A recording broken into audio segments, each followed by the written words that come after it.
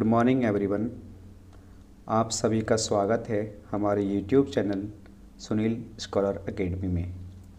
देखिए मेरे प्यारे साथियों, आज हमने यहाँ पे लिटरेचर के बहुत ज़्यादा इम्पोर्टेंट राइटर जिसका नाम विलियम वर्ड्सवर्थ है, यहाँ पे डिस्कस करने जा रहे हैं उनकी बायोग्राफी। ठीक है, देखिए मैं कहता हूँ जितने भी इम्पोर्टेंट क्वेश्चंस यहाँ से बायोग्राफी से बनते हैं जो हमारे विलियम वर्ड्सवर्थ हैं, तो मैंने सारे के सारे पॉइंट टू पॉइंट यहाँ पे डिस्कस किए हैं। आप इस वीडियो को ज़रूर देखना, लास्ट तक देखना, स्किप मत करना, क्योंकि ये वीडियो आपके लिए बहुत ज़्यादा इम्पोर्टेंट होने वाली है। ठीक है, क्योंकि वीडियो देखने से ही आपको पता चलेगा कि मैंने इसमें क्या लेवल रखा है। ओके, तो स्टार्ट करते हैं। देखिए मेरे प्यारे साथियों, विलियम वर्ड्सवर्थ के बॉर्न की बात करें कि इनका जन्म कहाँ हुआ है, तो यहाँ आपके सामने डिस्कस किया गया है कि 7 अप्रैल 1770 में इनका बर्थ हुआ है। ठीक है, कहाँ हुआ है? कोकरमाउथ, कम्बरलैंड, इंग्लैंड। यानी कि जो इंग्लैंड एक कंट्री है, ये इसी के शहर हैं। ठीक है, ओके, तो देखिए आगे स्टार्ट करते हैं हम। देखिए यहाँ से पॉइंट टू पॉइंट बिल्कुल डिस्कशन करेंगे। तो ये मैंने आपको बता दिया है 7 अप्रैल 1770 में इनका बॉर्न हुआ है। ठीक है, कहाँ हुआ है? कोकरमाउथ, कम्बरलैंड, ठीक है, इंग्लैंड में। ये इंग्लैंड के ही छोटे शहर हैं। ठीक है, कोकरमाउथ, कम्बरलैंड। अब देखिए मेरे प्यारे साथियों, ये राइटर 1776 में यानी कि 1776 में इनको शिफ्टेड कर दिया गया है यहाँ पर कोकरमाउथ ग्रामर स्कूल में। ठीक है, जैसे ही इनको ग्रामर स्कूल में शिफ्ट किया गया, उसके बाद वो वहाँ पर पढ़ते हैं, अपना स्टडी करते हैं। देखिए फिर इनके बात की गई है फादर। इनके जो फादर हैं मेरे प्यारे साथियों, जॉन वर्ड्सवर्थ हैं, और इनकी माँ जो हैं, इनकी जो मदर हैं, एन कोक्शंस हैं। ठीक है, बाद में इनकी माँ का नाम एन वर्ड्सवर्थ हो जाता है। जब इनकी डेथ हो जाती है तो इनको एन वर्ड्सवर्थ के नाम से जाने लगता है। ठीक है, इनकी मदर की डेथ हो जाती है 1778 में, और इनके पिताजी की डेथ हो जाती है 1785 में। ठीक है मेरे प्यारे साथियों, 1785 में जैसे इनकी डेथ होती है तो 1787 में यानी कि 2 साल के बाद ये admitted to S T. John college, यानी कि एस.टी. जॉन कॉलेज में ज्वाइन कर लेते हैं, वहाँ एडमिशन लेते हैं जो कैम्ब्रिज में पढ़ता है। यहाँ पे रुकते हैं ये 1751 तक। ठीक है, 1791 तक। उसके बाद देखिए 1790 में होता क्या है, फर्स्ट टूर ऑफ फ्रांस, यानी कि जो फ्रांस का टूर था जो 1790 में फ्रांस का फर्स्ट टूर इन्होंने किया था, यानी कि वहाँ पर फर्स्ट टाइम गए थे। ठीक है, आगे देखते हैं मेरे प्यारे साथियों। फिर 1791 में इनको देखिए इन्होंने अवार्डेड मिला, जिन्होंने बीए डिग्री की थी उसके लिए इनको अवार्ड मिला। फिर उसके बाद क्या होता है, 1791 में भी दूसरा काम इन्होंने किया, सेकंड विजिट टू फ्रांस, यानी कि 1791 में सेकंड विजिट करा इन्होंने फ्रांस का, और fell in love with Annette Vallon. यानी कि जब वो फ्रांस में गए तो उनको एक एनेटी वेलन एक नाम की लड़की से उनको प्यार हो गया, वो उसके प्यार में पड़ गए।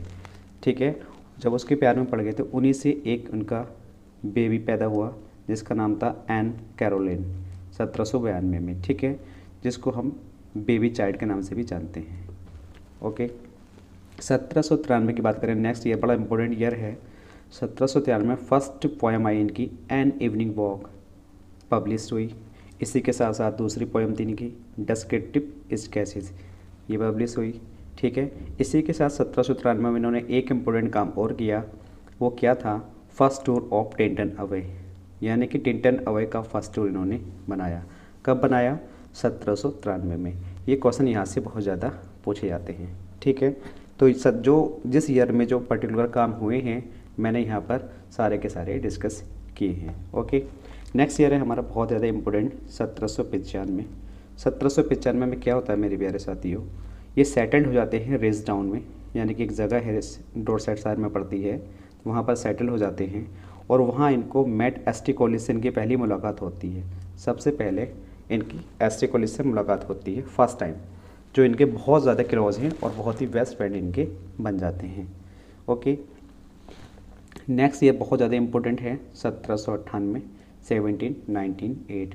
यहाँ पर देखिए मेरे प्यारे साथियों बहुत ही इंपॉर्टेंट वर्क इनका, जिसे हम लिरिकल वोलेट्स के नाम से जानते हैं, ये पब्लिश्ड होता है। तो आपसे ईयर पूछा जाता है कि लिरिकल बैलेड्स कब पब्लिश हुआ था, तो 1798 में हुआ था। तो इसी के साथ साथ कुछ क्वेश्चन और डिस्कस किए हैं मैंने 1798 में क्या क्या हुआ था।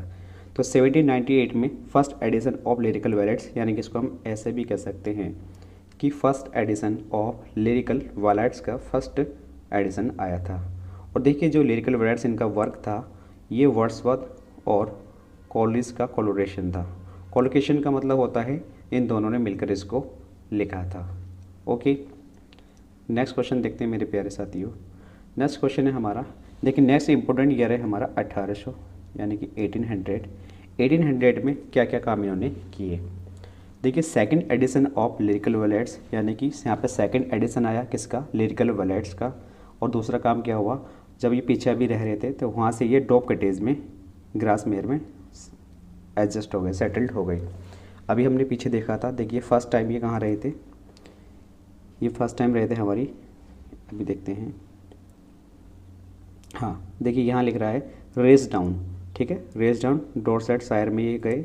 उसके बाद यहाँ से आके ये सेटल्ड हो गए थे डॉब कॉटेज पे। ये बहुत ज़्यादा इंपॉर्टेंट पूछे जाते हैं क्वेश्चन है, ठीक है, ध्यान रखना इनका। डॉब कॉटेज ग्रासमेर में शामिल हुए।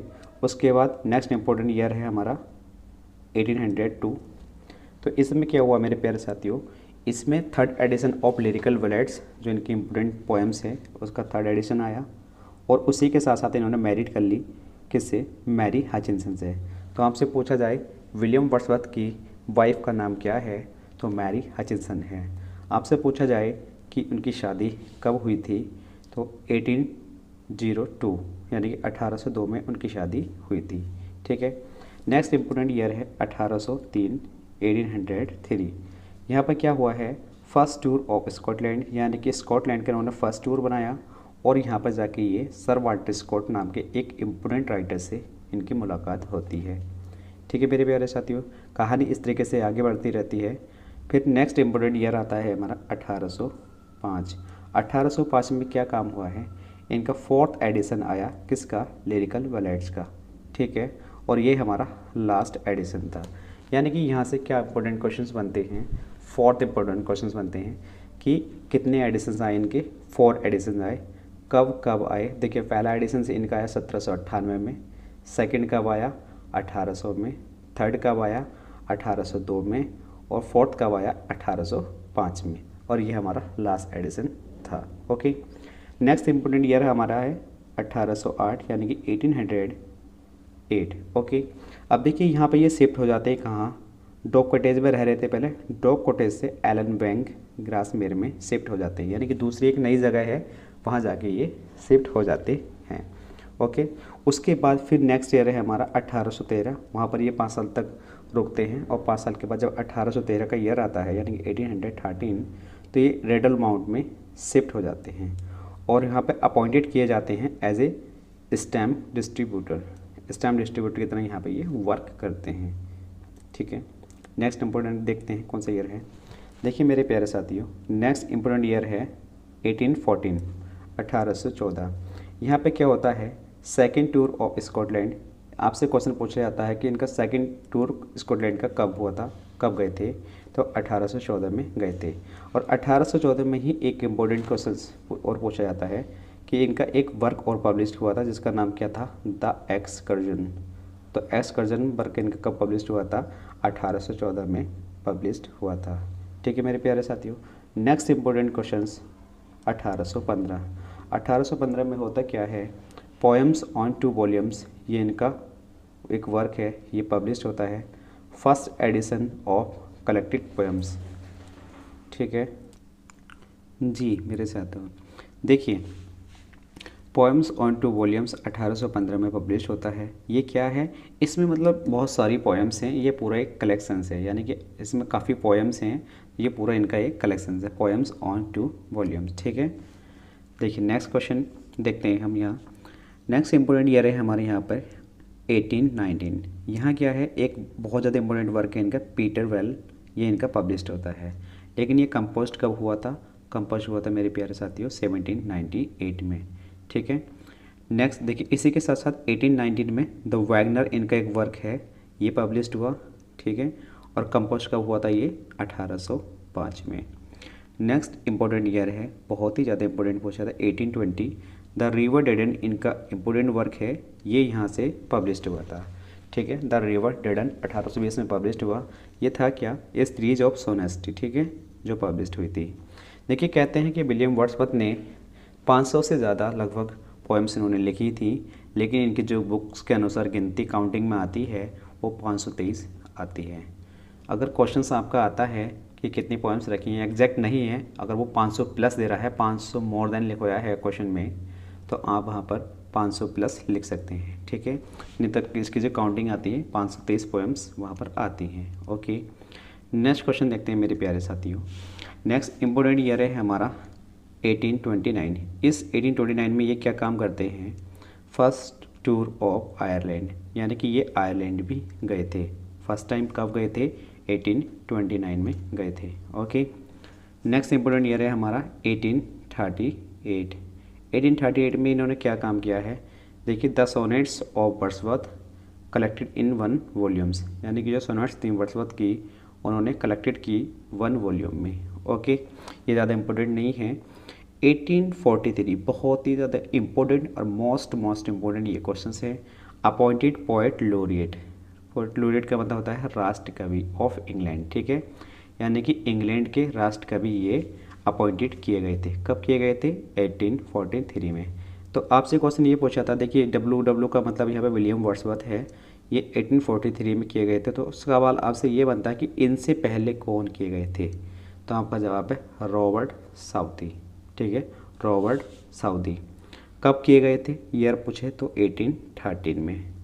उसके बाद ये तो पहले किए गए थे, उसके बाद कौन किए गए थे, विलियम वर्ड्सवर्थ के बाद अल्फ्रेड लॉर्ड टेनिसन, शॉर्ट में कहते हैं इसका हम AL टेनिसन। कब किए गए थे, 1850 में। ओके, तो ध्यान रखना है। तो यहाँ से क्वेश्चन ये पूछा था कि विलियम वर्ड्सवर्थ से पहले कौन थे और बाद में कौन थे, और उनका इम्पोर्टेंट ईयर पूछ लिया जाता है। 1850 में ही विलियम वर्ड्सवर्थ की डाइड हो गई। ठीक है, यानी कि डेथ हो गई 23 अप्रैल में। तो ठीक है, कहाँ हुई, रेडल माउंट में, एट द एज ऑफ 80, यानी कि जब उनकी डेथ हुई तो वो कितने साल के थे, क्वेश्चन यहाँ से पूछता है। ठीक है, तो उस टाइम 80 वर्ष के थे। देखिए मेरे प्यारे साथियों, इनकी date of birth and death of birth बहुत ज़्यादा इम्पोर्टेंट है। क्यों, क्योंकि देखिए अप्रैल के महीने में ही ये पैदा हुए थे और अप्रैल के महीने में ही इनकी डेथ हुई थी। 7 अप्रैल 1770 में इनके जन्म हुआ था और 23 अप्रैल 1850 में इनकी डेथ हो गई थी। ठीक है मेरे प्यारे साथियों, तो ये डेट आपको कंप्लीट याद रखनी है। ओके, चलो देखते हैं नेक्स्ट क्या है। देखिए मेरे प्यारे साथियों, जब इनकी डेथ हो जाती है तो इनको वरीड कर दिया जाता है ST ऑसवाल्ड्स चर्च, यानी कि वहाँ पे कुछ चर्च होते हैं। ठीक है, तो उनको चर्च के पास में वहाँ पे इनको वरीड कर दिया जाता है। वरीड का मीनिंग होता है दफनाना।